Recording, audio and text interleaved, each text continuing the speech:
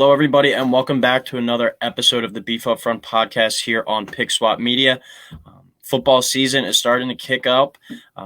Really exciting time of year. Really happy that we're finally here. Teams are starting to report to training camp. I believe the Raiders reported yesterday on Monday or Tuesday. Some more teams are going to be throughout the week, and by this time next week, every team's going to be in training camp. Everyone's going to be reported. So exciting times. Football is finally back. We're here. We made it. It's been a while, but excited to be back.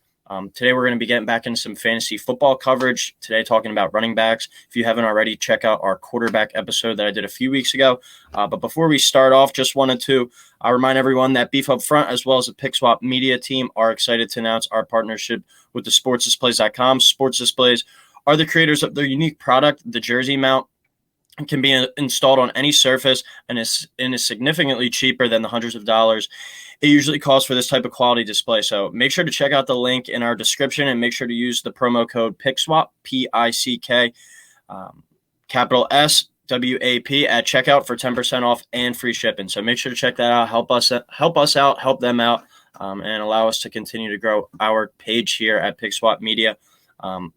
Another note before we get into today's episode, for those of you who don't know, this upcoming Saturday, July 23rd, starting at 1:45, I will be hosting a Beef Up Front tailgate down in the Wells Fargo lot right next to Xfinity Live for the Phillies game. Phillies game at 6:05, Jake Owen country concert post game as well. So it should be a really fun day. I'm looking forward to it. So if you're not doing anything Saturday and you want to come out, have a good time, meet some of the people who've been on Beef Up Front, just have a fun afternoon and say what's up to everyone. Please come through. 1:45, 2 o'clock, we're starting. We're going to be going up until first pitch, then go into the stadium, have a fun night at the Phillies game, hopefully watch them win, and enjoy the post-game concert. So hopefully to see some of you guys down there.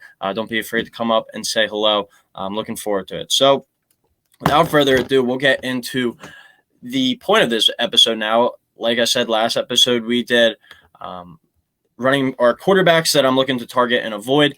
This episode is going to be running backs for our fantasy football season coming up. So 1 second here while I get set up. All right. So last year, my rankings for my running backs, I had Austin Eckler as a guy I wanted to target. He was 8th on ESPN coming into the season, finished as 2nd. So I think that was a pretty good hit. Clyde Edwards-Helaire, I was high on him. He was 15th going into the year, finished 38th. So that was a miss. Darrell Henderson Jr., 21st on ESPN. He was having a really solid year. Finished 26th, got a little bit banged up, and some other guys came back into the lineup towards the end of the year. That kind of hurt his production, but for half the fantasy season, he was a really reliable starting back.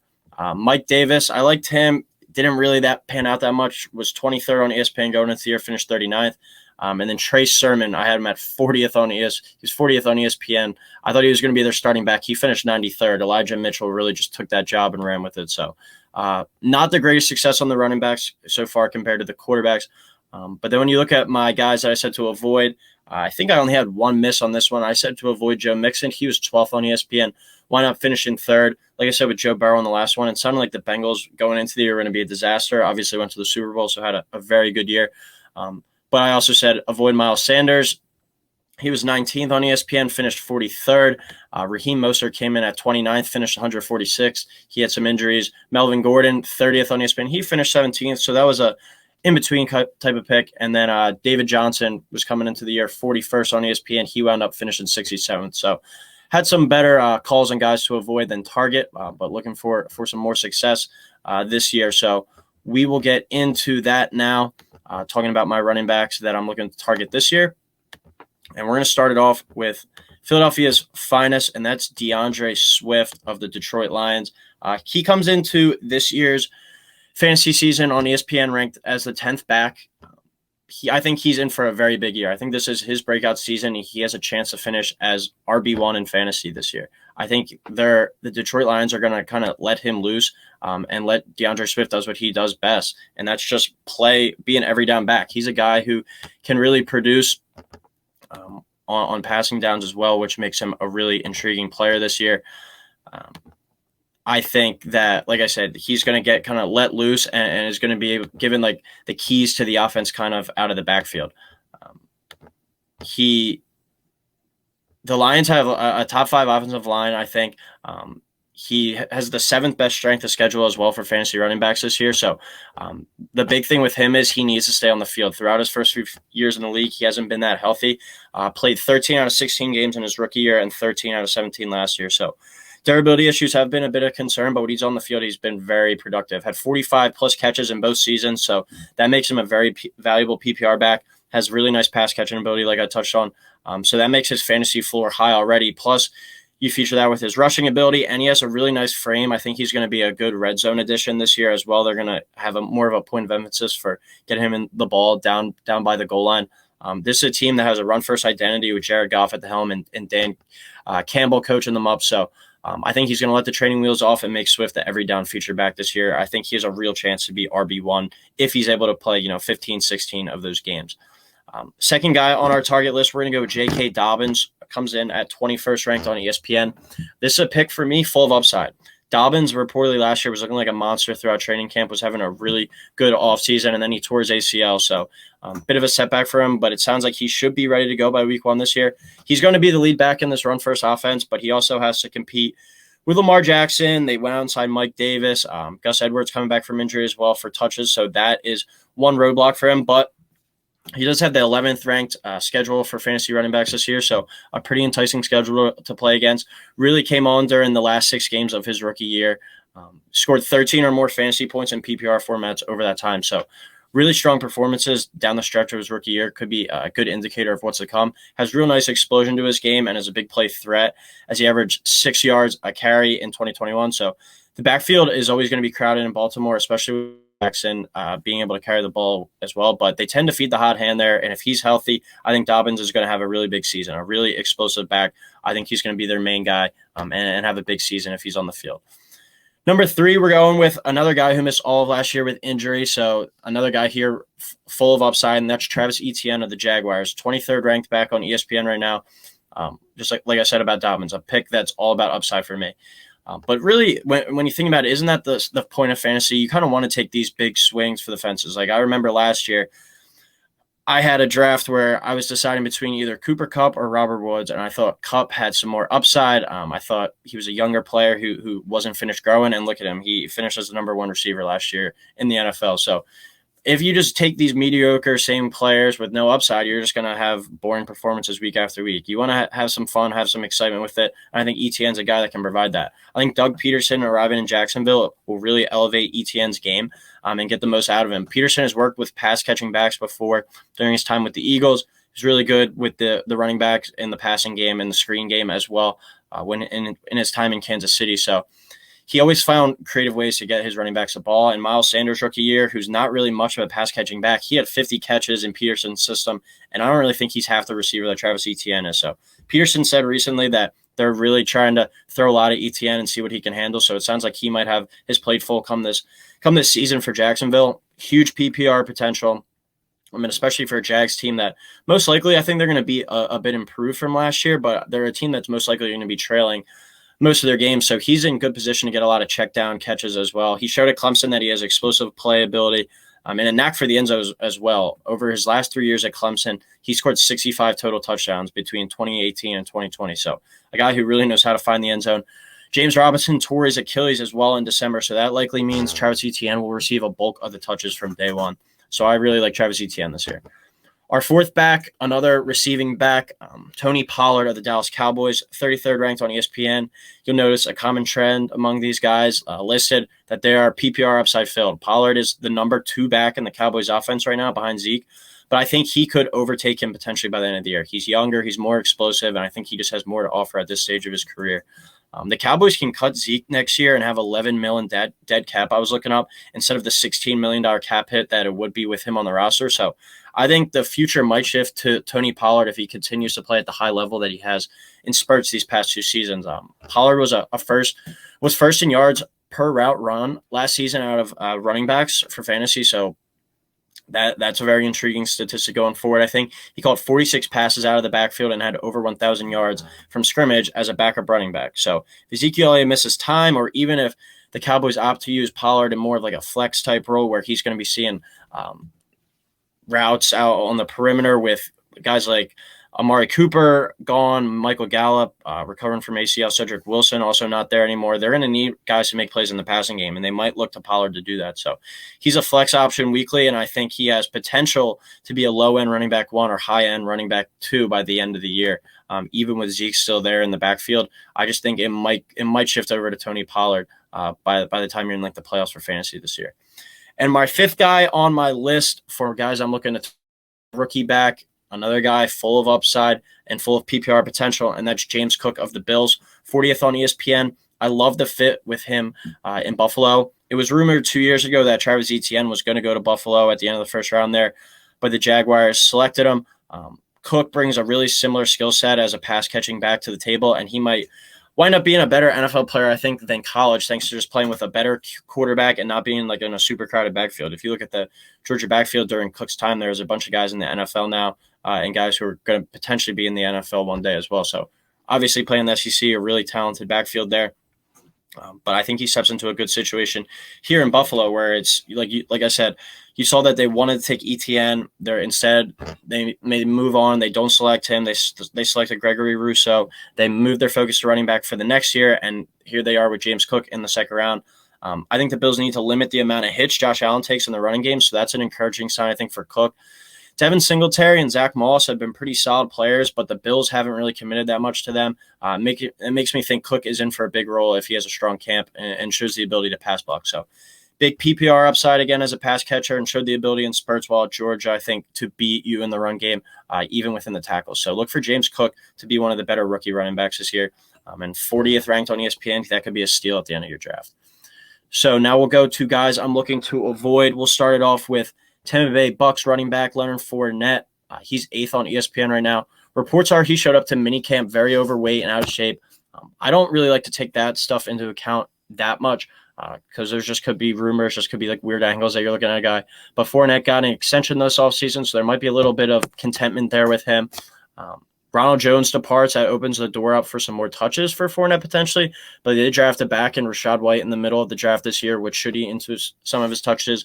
Giovanni Bernard, a really good pass-catching back, still there. Keyshawn Vaughn, a guy who's showed in spurts that he has some talent.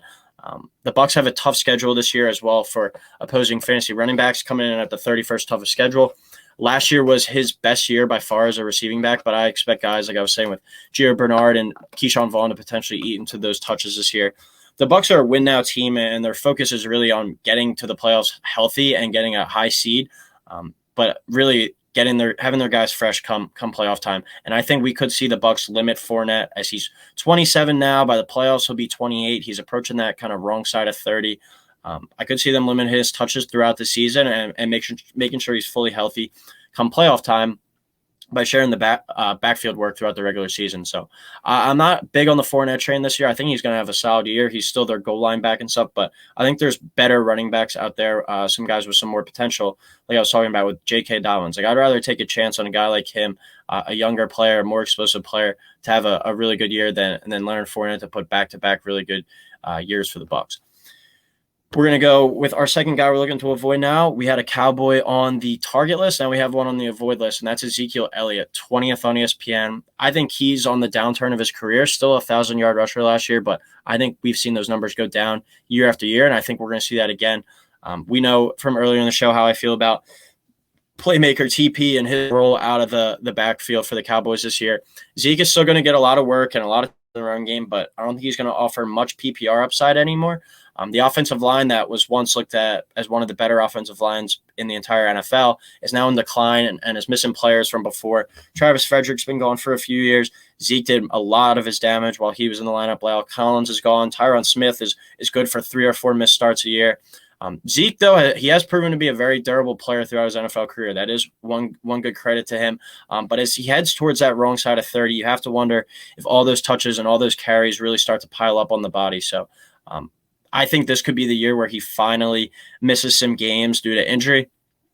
He also only averaged 4.2 yards per carry last year compared to Pollard's 5.5. So not getting really the explosive type runs anymore that we used to see from him. So I think he's a touchdown dependent back. He's going to get a lot of carries, and I think we could see him be the featured guy in those first 4 or 5 weeks of the season. But the more touches playmaker TP gets out of the backfield for the Cowboys, I think he's going to be getting more touches, and Zeke's going to be kind of not on the bench, but just not as reliable as he once was in his fantasy career.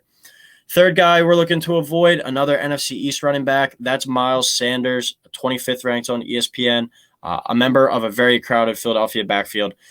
Nick Sirianni came from the Colts 2 years ago, where they love to rotate their backs, and he did just the same in his first year as a head coach of the Philadelphia Eagles.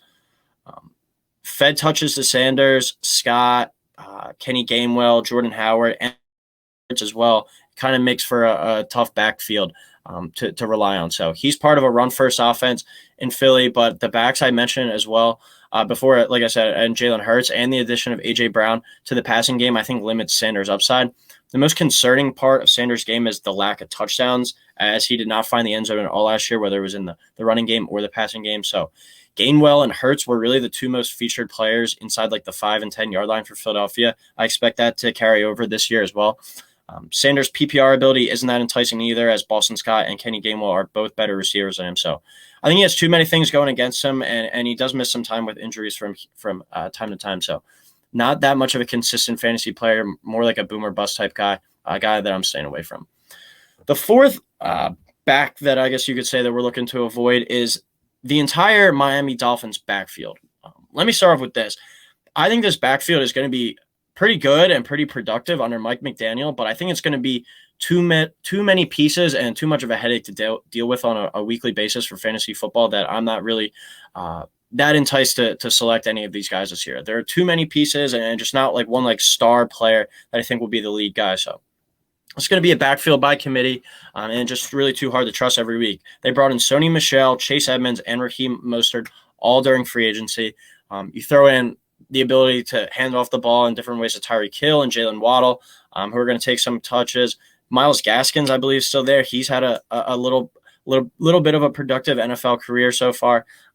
And even with Tua, with his lack of downfield arm strength, they're going to be throwing a lot of screens to Hill and Waddle, and that could be like a supplement for the run game. We saw that with Philadelphia last year at the beginning of the year.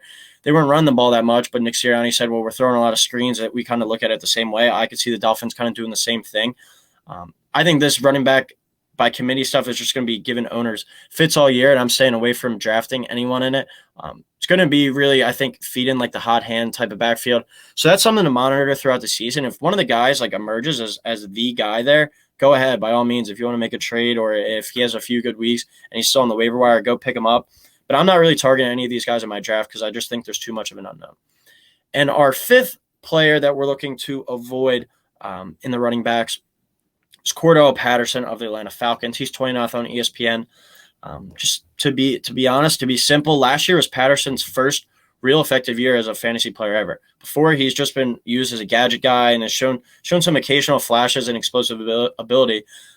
Has been really active and really good in the return game. I think he's like a 4-time All-Pro and Pro Bowler in the return game. But he's just never been a consistent NFL offensive player. Now, after that, breakout year with the Falcons last year, I think we see some of that magic fizzle out a bit. Also on the wrong side of 31 years old, which is never a good indication for a guy listed as a running back.